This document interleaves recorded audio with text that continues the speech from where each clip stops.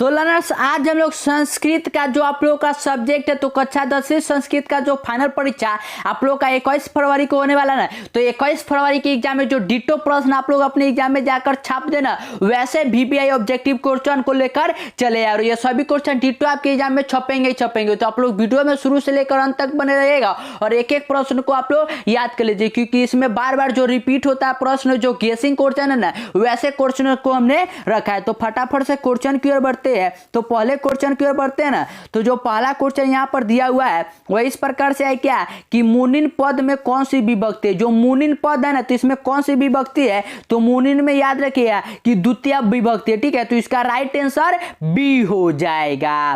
Question number 2 की ओर बढ़ते हैं। तो जो है क्या कि समाज प्लस ठक से कौन सा शब्द बनेगा। समाज प्लस ठक से कौन सा शब्द बनेगा, तो इससे बनेगा क्या सामाजिक। क्या बनेगा सामाजिक। तो इसका राइट आंसर जो ना जाएगा वो ऑप्शन नंबर बी हो जाएगा। क्वेश्चन नंबर 3 की ओर बढ़ते हैं। तो 3 है क्या कि मति शब्द के द्वितीय बहुवचन का रूप कौन सा। जो मति शब्द है तो इसके द्वितीय बहुवचन पूछा गया है कि कौन सा होगा, तो इसका जो होगा ना वो होगा मति। क्या होगा मति। तो राइट आंसर सी हो जाएगा।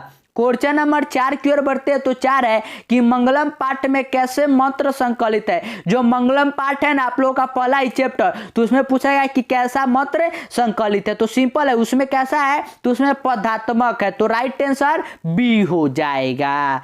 क्वेश्चन नंबर 5 की ओर बढ़ते। तो 5 इस प्रकार से है कि गोदान किस संस्कार का मुख्य कर्म है। जो गोदान संस्कार होता है ना, तो पूछा गया है क्या कि यह गोदान संस्कार किस का मुख्य कर्म है। ठीक है, तो यह किसका मुख्य कर्म है, तो याद रखिएगा कि यह केशांत संस्कार का है। तो राइट आंसर सी हो जाएगा। क्वेश्चन नंबर 6 की ओर बढ़ते हैं।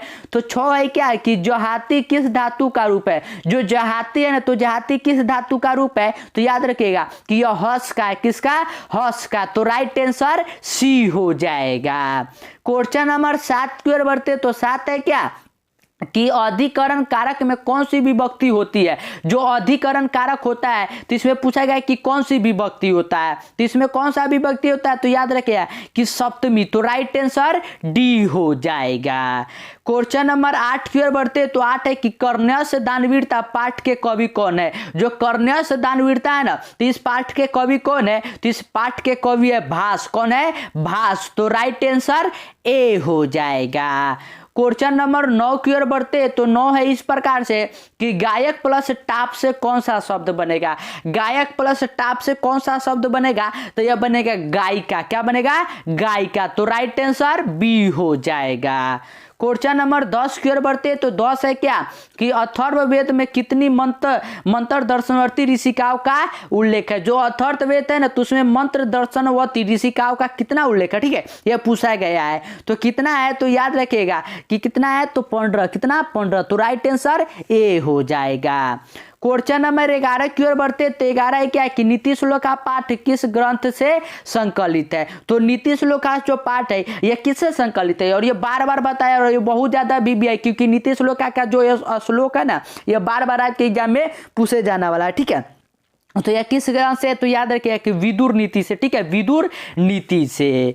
क्वेश्चन नंबर 12 की ओर बढ़ते हैं हम लोग। तो क्वेश्चन नंबर जो 12 है ना, वो इस प्रकार से क्या कि मोहन डॉट डॉट संस्कृत पठती वाक्य के रिक्त स्थान में कौन सा पद होगा। जो मोहन है ना, तो पूछा गया है क्या कि डॉट डॉट संस्कृत पठती, ये कौन से है। ठीक है, तो ये कौन सा है, तो यह शिक्षक का। क्या है, शिक्षक का। तो राइट आंसर सी हो जाएगा।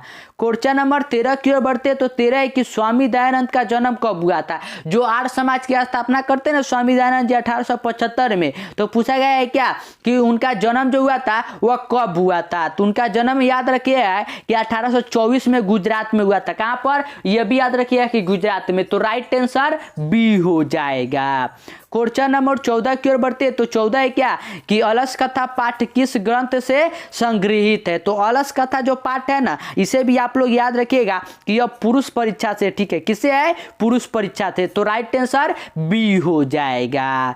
क्वेश्चन नंबर 15 की ओर बढ़ते। तो 15 है क्या कि गम प्लस कीर्तन से कौन सा शब्द बनेगा। गम प्लस कीर्तन से पूछेगा कि कौन सा शब्द बनेगा, तो इसका जो शब्द बनेगा ना वह बनेगा गति। क्या बनेगा, गति। तो राइट आंसर ए हो जाएगा।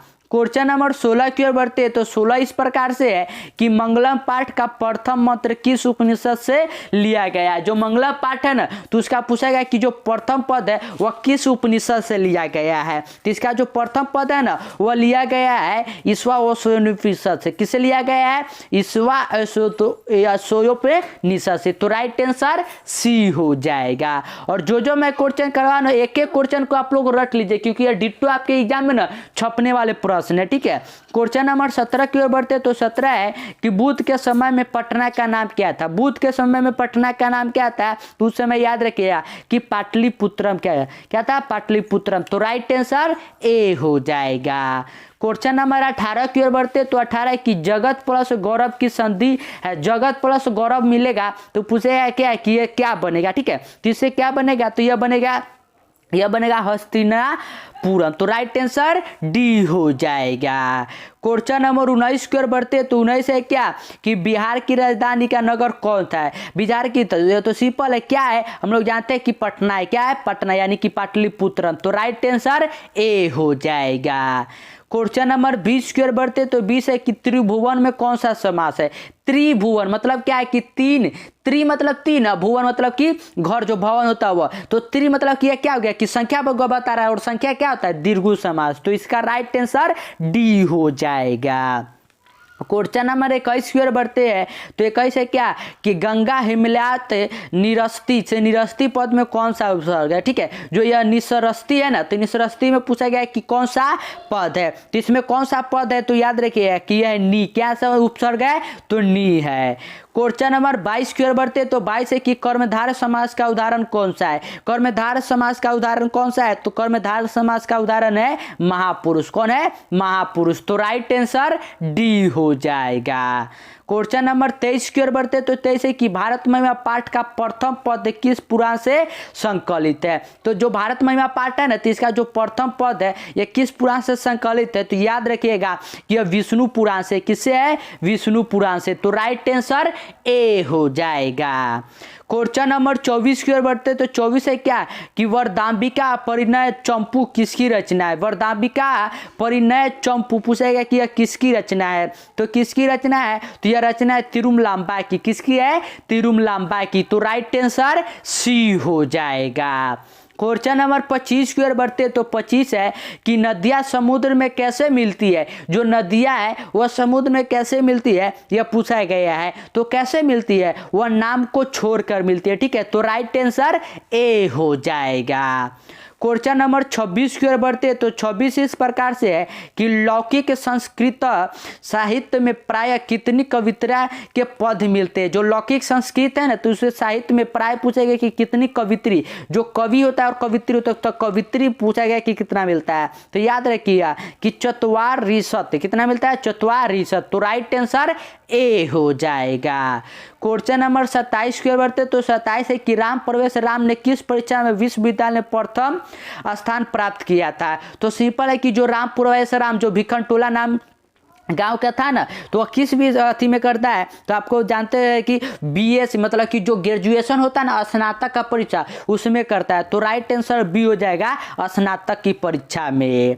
क्वेश्चन नंबर हम लोग 28 की ओर बढ़ते। तो 28 है कि कुल की रक्षा किससे होता है? तो आप लोग पढ़ते हैं ना कि धर्म रक्षते सत्या, रूप रक्षते मृज्या, और कुल रक्षते क्या? वृत्त, यानी कि चरित्र रखता है, ठीक है। तो इसका राइट आंसर क्या हो जाएगा कि चरित्र से। तो राइट आंसर यहाँ पर ऑप्शन नंबर कौन सा हो जाएगा? तो ऑप्शन नंबर यहाँ पर डी हो जाएगा। क्वेश्चन नंबर 29 की ओर बढ़ते। तो 29 है क्या कि सखा किस शब्द का रूप है? तो सखा जो है ना, यह किस शब्द का रूप है? तो याद रखिएगा कि सखी का है। किसका? सखी का। तो राइट आंसर ए हो जाएगा। क्वेश्चन नंबर 30 की ओर बढ़ते। तो 30 है कि कृतम में कौन सा प्रत्यय है? जो कृतम है ना, तो कृतम में पूछा गया है कि कौन सा प्रत्यय है? तो इसमें प्रत्यय है कत। क्या है? कत। तो राइट आंसर बी हो जाएगा। क्वेश्चन नंबर 31 की ओर बढ़ते हैं। तो 31 है कि अनु उपसर्ग किस शब्द में नहीं है। जो अनु उपसर्ग है ना, तो ये पूछा गया कि कौन से शब्द में नहीं है। तो याद रखिए कि जो अनिच्छा है ना, अनिच्छा में ही नहीं है। तो राइट आंसर बी हो जाएगा। और एक एक क्वेश्चन को आप लोग याद करते चले, क्योंकि पूरे गेस और जो बार बार आपके एग्जाम में पूछा जाता है ना, वैसे रिपीटेड क्वेश्चन है, ठीक है। तो एक एक क्वेश्चन आपके एग्जाम में डिटो छपने वाले प्रश्न है। क्वेश्चन नंबर 32 की ओर बढ़ते। तो 32 है कि मंदाकिनी वर्णम पाठ किस ग्रंथ से संकलित है। तो जो मंदाकिनी वर्णम पाठ है ना, यह किस ग्रंथ से संकलित है। तो आप लोग याद रखिएगा कि जो यह संकलित है यह रामायण से। किससे है? रामायण से। तो राइट आंसर ए हो जाएगा। क्वेश्चन नंबर 33 की ओर बढ़ते हैं। तो 33 है कि वैष्णव में कौन सा दधीति प्रत्यय है। प्रत्यय यानी कि किसी भी शब्द के लास्ट में लगता है, तो इसमें जो प्रत्यय है ना वो है अन्न। क्या है? अन्न। तो राइट आंसर ए हो जाएगा। क्वेश्चन नंबर 34 की ओर बढ़ते हैं। तो 34 है कि नर्तकी में कौन सा स्त्री प्रत्यय है। नर्तकी में पूछा गया कि कौन सा स्त्री प्रत्यय है, तो इसमें प्रत्यय है डिस। क्या है? डिस। तो राइट आंसर बी हो जाएगा। क्वेश्चन नंबर 35 की ओर बढ़ते हैं। तो 35 है कि शैशव अवस्था के संस्कार कितने। जो शैशव अवस्था होता है ना, तो उसमें संस्कार कितने होते हैं यह पूछा गया है। तो उसमें कितने संस्कार होते हैं, तो आप लोग याद रखिएगा कि उसमें षष्ठ संस्कार होता है। कौन सा? षष्ठ। तो राइट आंसर डी हो जाएगा। क्वेश्चन नंबर 36 की ओर बढ़ते। तो 36 इस प्रकार से है कि कर्मकांड ग्रंथ किस शास्त्र के अंतर्गत आता है। तो कर्मकांड ग्रंथ जो है ना, किस शास्त्र के अंतर्गत आता है, तो यह कल्प के। तो राइट आंसर यहाँ पर ऑप्शन नंबर बी हो जाएगा, कल्प। क्वेश्चन नंबर 37 की ओर बढ़ते। तो 37 है कि गम धातु के लट लटकार प्रथम पुरुष एक वचन का रूप कौन सा है। जो गम धातु है ना, तो इसका लट लटकार प्रथम पुरुष एक वचन कौन सा होगा। तो कौन सा होगा, तो याद रखिए कि यह होगा अगच्छन। क्या होगा? अगच्छन। तो राइट आंसर सी हो जाएगा। क्वेश्चन नंबर 38 की ओर बढ़ते। तो 38 है कि निश्चयम शब्द में कौन सी संधि है। निश्चयम शब्द में पूछा गया कि कौन सा संधि है। तो इसमें जो संधि है ना, यह विसर्ग संधि है। कौन सा? विसर्ग संधि। तो राइट आंसर ए हो जाएगा। क्वेश्चन नंबर 39 की ओर बढ़ते। तो 39 इस प्रकार से यहाँ पर कि अ प्लस ए के मेल से कौन सा नया वर्ण बनेगा। तो अ प्लस ए के कौन सा बनेगा, तो यह बनेगा ए। क्या बनेगा? ए। तो राइट आंसर बी हो जाएगा। क्वेश्चन नंबर 40 की ओर बढ़ते। तो 40 है कि उक्ते कर्मणि प्रथम सूत्र का कौन सा उदाहरण है। तो उक्ते कर्मणि का इसका जो उदाहरण है ना, वह है श्याम रामेन हन्यते। तो राइट आंसर सी हो जाएगा। क्वेश्चन नंबर 41 की ओर बढ़ते। तो 41 है कि पिता पुत्रेण स ग्रामम गच्छति। वाक्य के पुत्रेण पद में किस सूत्र से तृतीया विभक्ति हुई है। तो किस सूत्र से तृतीया विभक्ति हुई है, तो यह संयुक्त प्रधान से। किसे? संयुक्त प्रधान से। तो राइट आंसर ए हो जाएगा। क्वेश्चन नंबर 42 की ओर बढ़ते। तो 42 है क्या कि साहित्य इतिहास का विग्रह कौन सा होगा। जो साहित्य इतिहास है तो इसका विग्रह क्या होगा, तो इसका होगा साहित्य से इतिहास। तो राइट आंसर ए हो जाएगा। क्वेश्चन नंबर 43 की ओर बढ़ते। तो 43 है कि कंपन राय की रानी कौन थी। कंपन राय की रानी कौन थी, तो याद रखिएगा कि वह गंगा देवी थी। कौन थी? गंगा देवी। तो राइट आंसर बी हो जाएगा। क्वेश्चन नंबर 44 की ओर बढ़ते। तो 44 है कि मैत्रेयी का वर्णन किस उपनिषद में मिलता है। तो मैत्रेयी का वर्णन किस उपनिषद में मिलता है, तो यह मिलता है बृहदारण्यक न कोई उपनिषद में। ठीक है। तो राइट आंसर सी हो जाएगा। क्वेश्चन नंबर 45 की ओर बढ़ते। तो 45 है कि कन्यादान किस संस्कार में होता है। तो कन्यादान सिंपल याद रखिएगा कि किस में होता है, तो विवाह में होता है। तो राइट आंसर डी हो जाएगा। क्वेश्चन नंबर 46 की ओर बढ़ते। तो 46 है कि काव्य मीमांसा के रचनाकार कौन है। तो काव्य मीमांसा के जो रचनाकार है वो राजशेखर है। तो राइट आंसर ए हो जाएगा। क्वेश्चन नंबर 47 की ओर बढ़ते। तो 47 है कि चैनम का संधि विच्छेद कौन सा होगा। तो चैनम का कौन सा संधि विच्छेद होगा, तो ये होगा चे प्लस अनम। तो राइट आंसर ए हो जाएगा। क्वेश्चन नंबर 48 की ओर बढ़ते तो 48 है कि अपनी भूख मिटाने के लिए निम्नलिखित में कौन कुछ भी नहीं करता। तो सिंपल है कि कौन नहीं करता है, जो आलसी व्यक्ति होता है वही तो कुछ नहीं करता है। तो राइट आंसर बी हो जाएगा आलसी। क्वेश्चन नंबर 49 की ओर बढ़ते हैं तो 49 है कि रूपस्य युगम का समस्त पद कौन सा होगा। तो इसका कौन सा होगा, तो यह पद होगा अनुरूपम। तो राइट आंसर बी हो जाएगा।